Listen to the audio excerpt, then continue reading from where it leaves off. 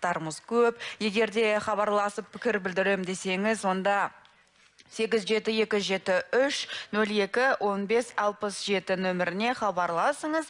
Сіздің пікіріңіз біз үшін өте маңызды. Сонымен қатар, біздің қатысушыларға үміткер болғыңыз келсе, онда www.qalaulim.kz сайтына кіріп, ұнаған қатысушыны таңдап, өтініш толтырыңыз.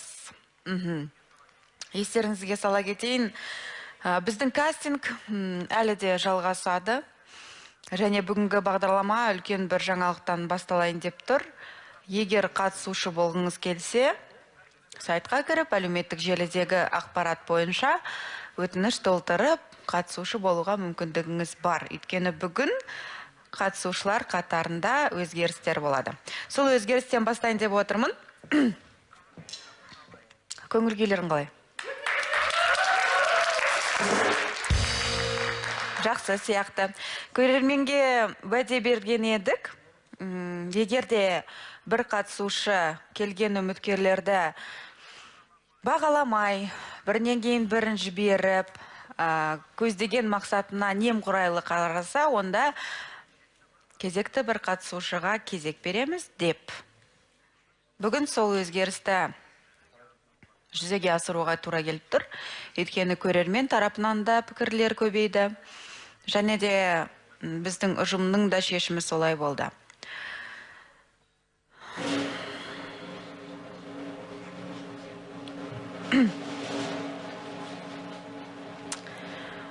Сержан мырза, ортаға келсеңіз.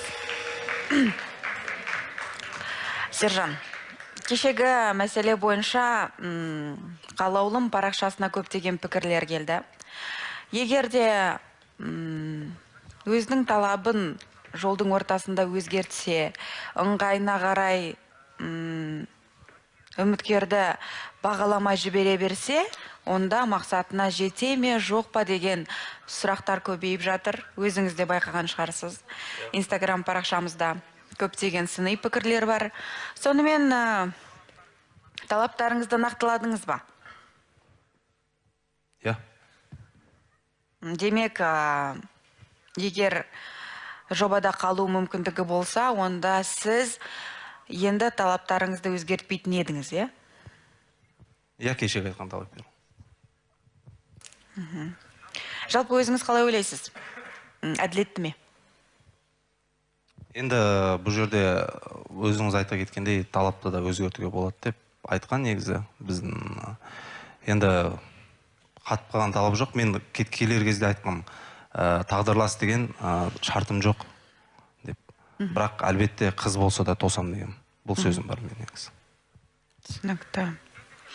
Ендеше тосыңыз, орныңызға барып жайғасыңыз. Мен сізді кетесіз деген жоқпын.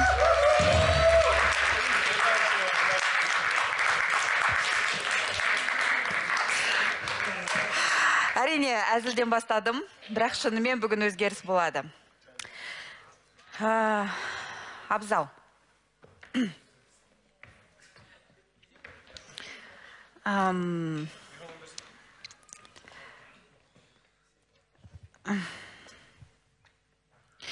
Абзал, сенің өзіндік бір өмірлік хикаяң бар.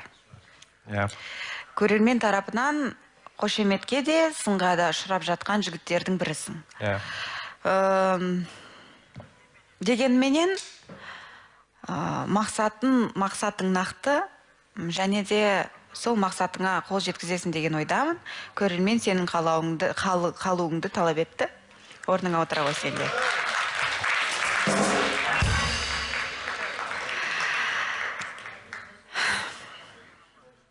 Бауыржан Сәкенұлы.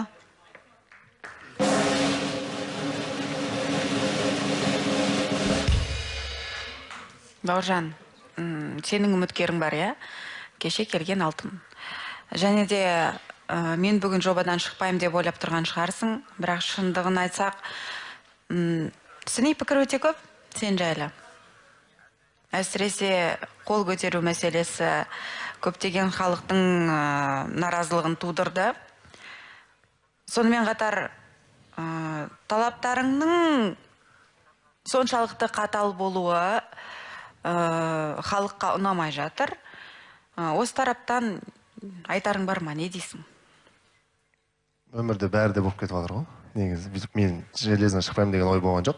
Талаптарым қатты қатал дегенде, енді мүмкіндік болып тұрған кезде неге таңдамасқа, айтпасқа деп айтқан түрім. Ал шапалаққа келетін болса, мен ешқандай маска кимеймін, мен шынымды айттым, ата-анамды ренжітіп жұмсаймын деп. Бәрі айтып жатқаныңыз орынды. Шешім сіздерде.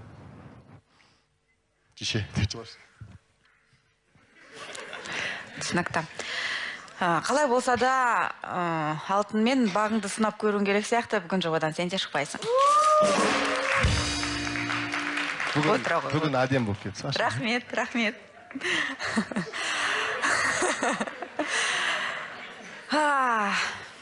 Құрметті қатысушылар,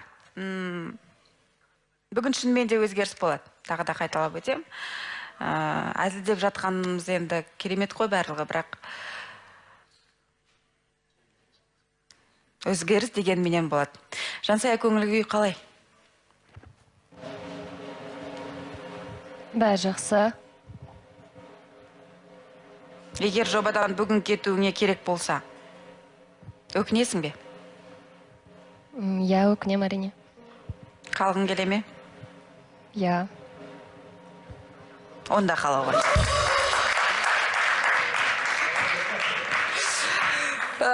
Құрметті қатысушылар, бұл менің әділім болатын. Бүгін шынымен де өзгеріс болады, бірақ ешқандай қатысушы жобадан шықпайды.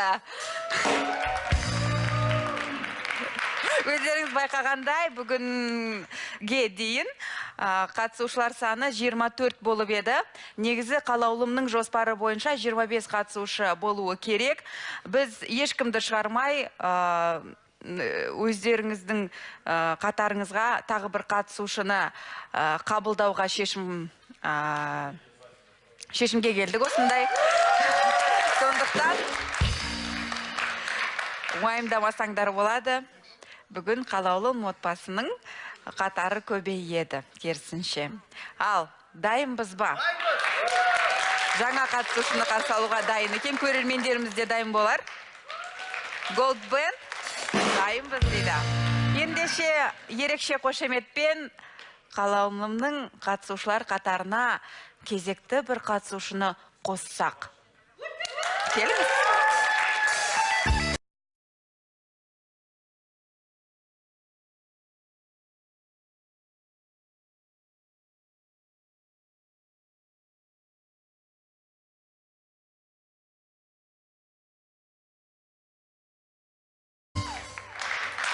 Бердақ, қалғылай аман есен. Жақсы, өздеріңіз қалайсыздар, амансыздар ма? Керемет, қош келдің.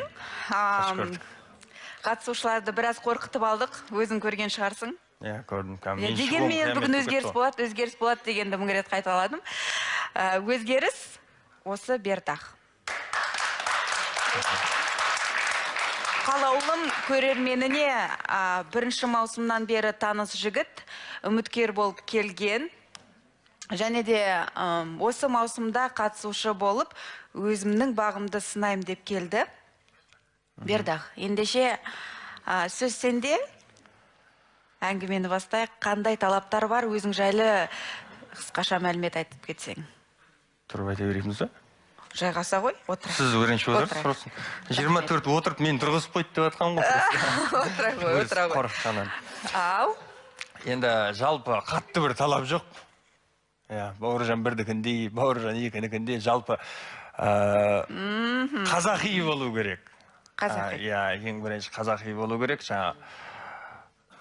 Бауыржанның Зорбайдың ең бірінші келген кезде бір өлең оққаны бар еді ғой.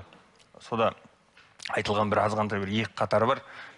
Тілі қысқа, етегі ұзынырақ дейді да.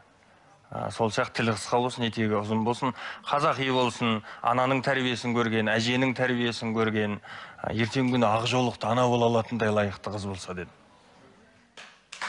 Керемет. Ал енді сол қызға өзің жайлы ақпаратты айтып берсең, жасың қаншада, қай жердің жігітісің, отбасың жайлы неше ағайындысыңдар? Біз 5 ағайындымыз. Бір әкеден бір анадан 5 ағайындымыз, 3 тәтем бар.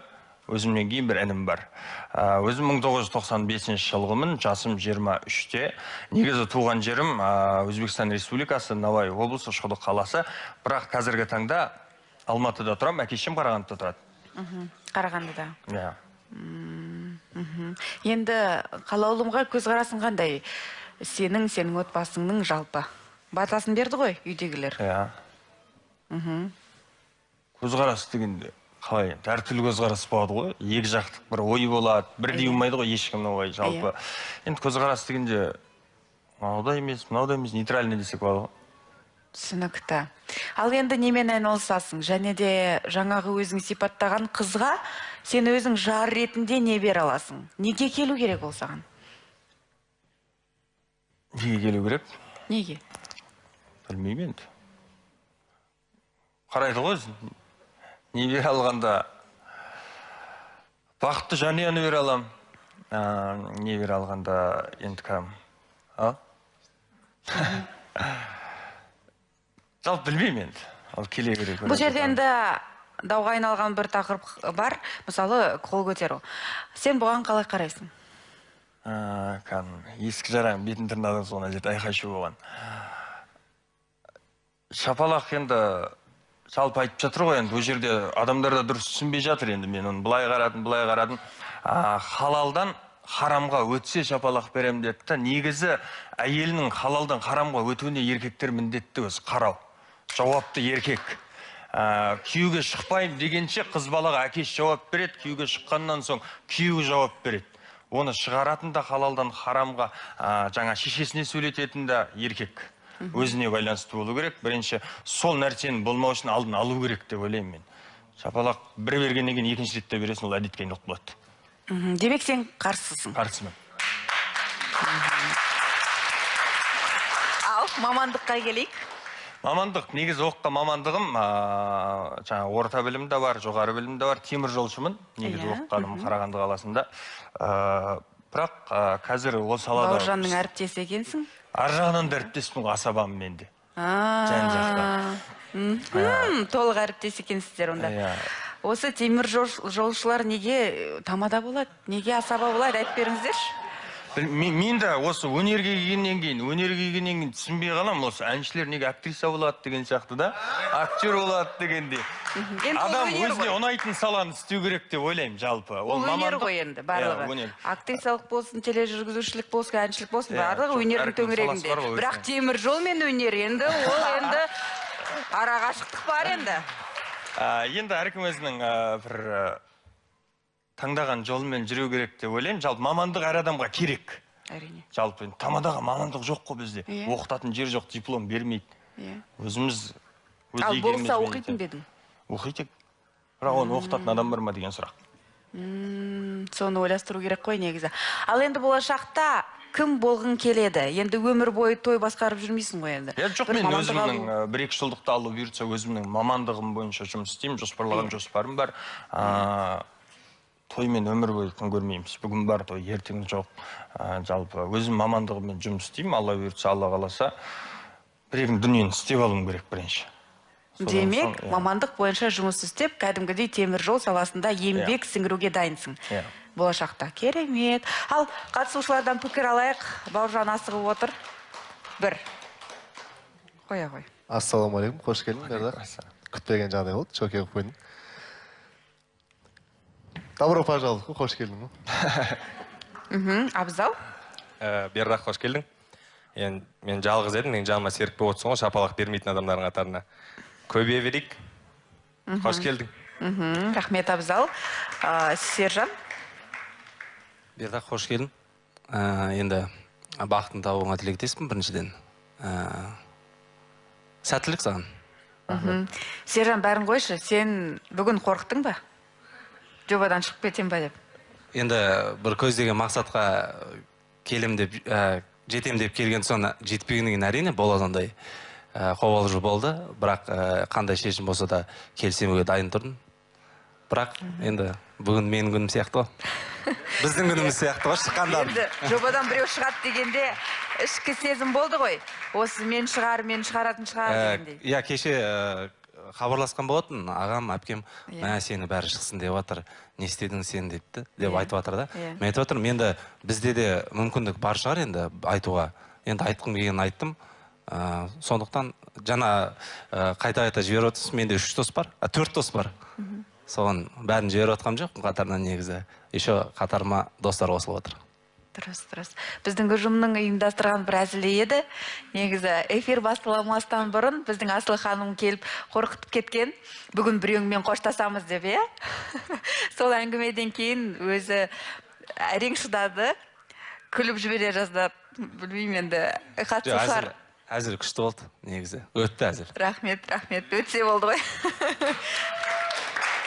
Бірақ құрметті қатысушылар, әр әзілдің түбінде бір мағына жатады. Ертелі кеш бәрі бір жобаға келіп, өз мақсаты үшін жұмыс істемей жатқан қатысушымен қоштасуға тура келеді. Сондықтан жиналып жүріңіздер. Бұл жерге бірақ қана мақсатпен келдіңіз, және сол мақсатқа қол жеткізу үшін бар күштеріңізді салуларыңыз керек. Ал егер жұлдыз ауруымен ауырып, мен танымал болдым деп, басқа мақсат қуалап кетсеңіз, онда бірден шешім қабылдап, көрерменнің тарапынан пікір сұрап, жобамен қош айтысуға тура келеді. Егер ондай адам болса. Бердақ, бұл саған да қатысты, орныңа барып жайғаса ғой.